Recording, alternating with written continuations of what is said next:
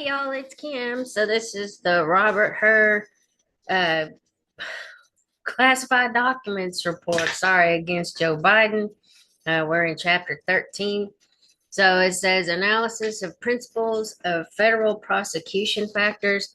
In addition to considering the sufficiency of the evidence, we have also evaluated all relevant considerations in aggravation and mitigation and determined that on balance for both the marked classified Afghanistan documents and the classified notebooks, these factors do not warrant criminal charges. Historical practice. While in office, the president and vice president, like members of Congress and federal judges, are exempt from the ordinary rules governing classified information that apply to almost everyone else.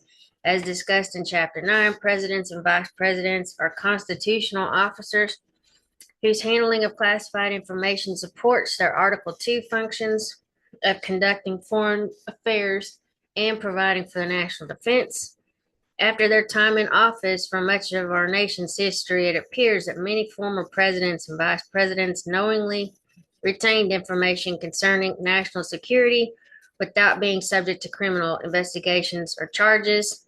This historical record is important context for judging whether and why to charge a former vice president and president, such as Mr. Biden, for the same acts taken by several of his predecessors.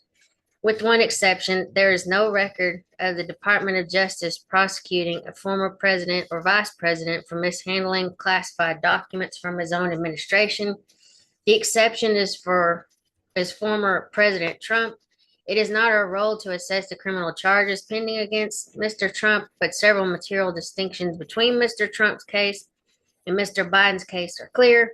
Unlike the evidence involving Mr. Biden, allegations set forth in the indictment of Mr. Trump, if proven, would clearly establish not only Mr. Trump's willfulness, but also serious aggravating facts.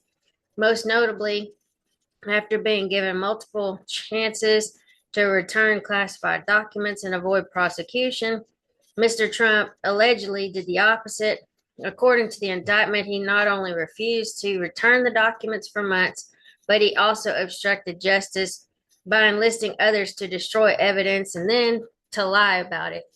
In contrast, Mr. Biden alerted authorities, turned in classified documents to the National Archives and the Department of Justice in 2022 and 2023, consented to the search of multiple locations, including his homes, permitted the seizure and review of handwritten notebooks he believed to be his personal property, and in numerous other ways, cooperated with the investigation.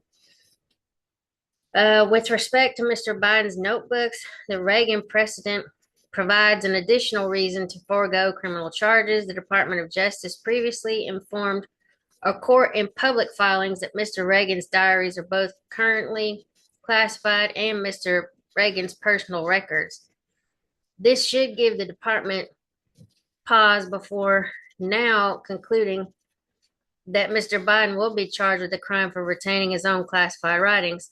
Such an about face without previous public warning that is sharper than the relevant executive order and regulations would be seen by many to violate basic principles of notice and fairness. And even though it is possible the department lacked knowledge of all the facts about how Mr. Biden stored his diaries, officials knew they contained classified information and that Mr. Reagan was treating them as his personal records, and it appears no one ever asked how the diaries were stored or made efforts to recover them.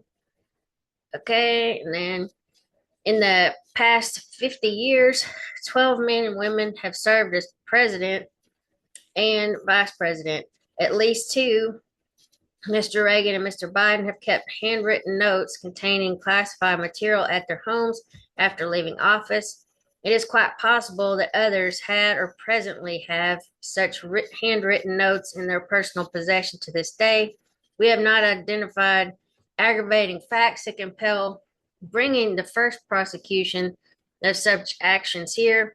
In reaching our decision, we did not consider every circumstance in which criminal charges against a former president or vice president for mishandling classified information may be warranted, but on the facts of this case, given the historical practices we have discussed, the evidence revealed in our investigation, and the extent of Mr. Biden's cooperation, criminal charges are not warranted. Other factors, we've also considered other factors the department traditionally applies when considering charges for mishandling classified information. Those factors are the volume of classified information and the manner in which it is stored, the sensitivity of the information, including the level of classification, whether it is dated or recent, reasons the person retained the information, whether the information was disclosed to someone else, and under what circumstances, and whether there's a potential foreign nexus, and whether the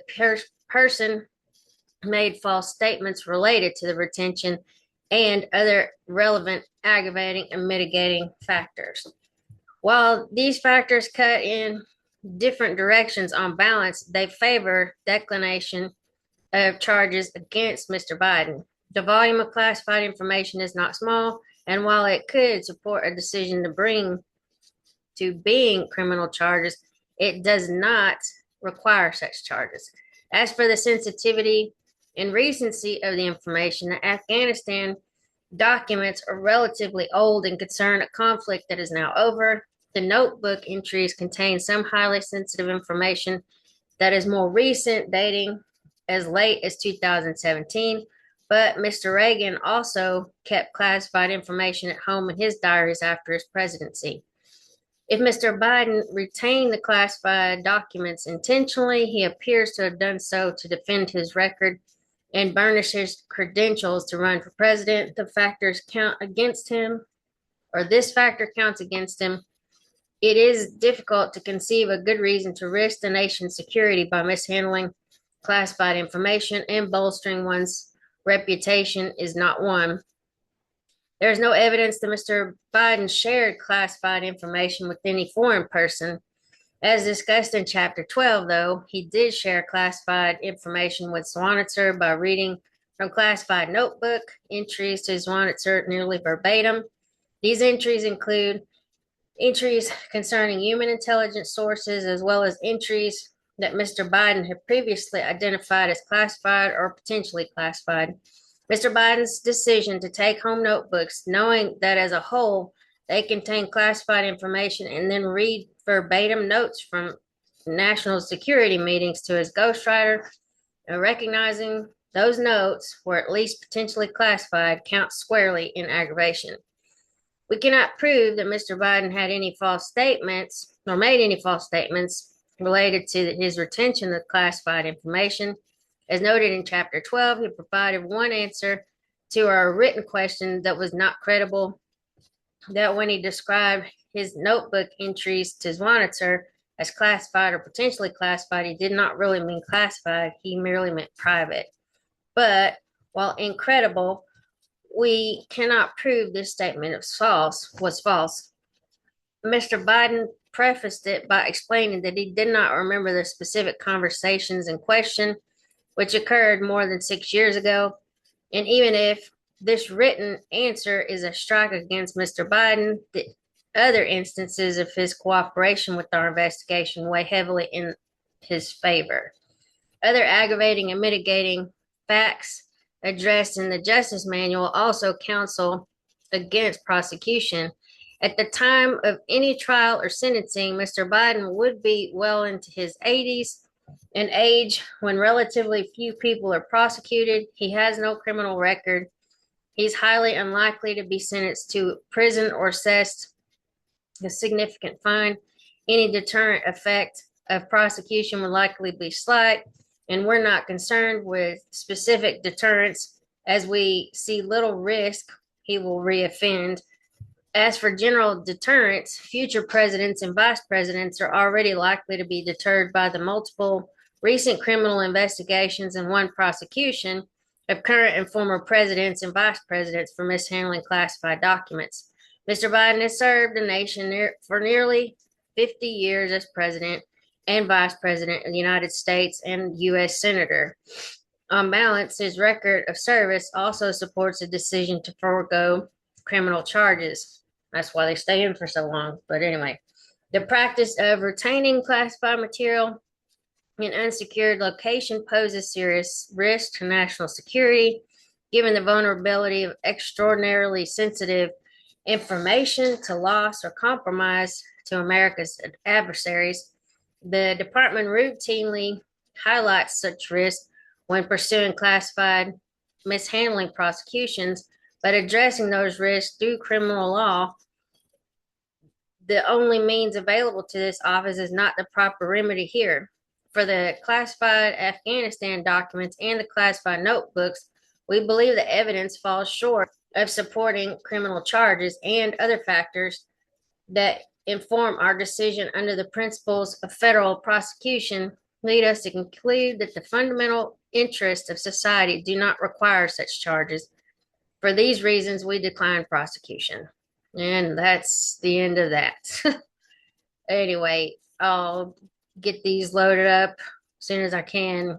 I'm just going through this, I guess, report, just kind of seeing what's going on with that. And of course, all the people that have come out and started writing books about Joe Biden's mental decline. Well, we knew he had problems.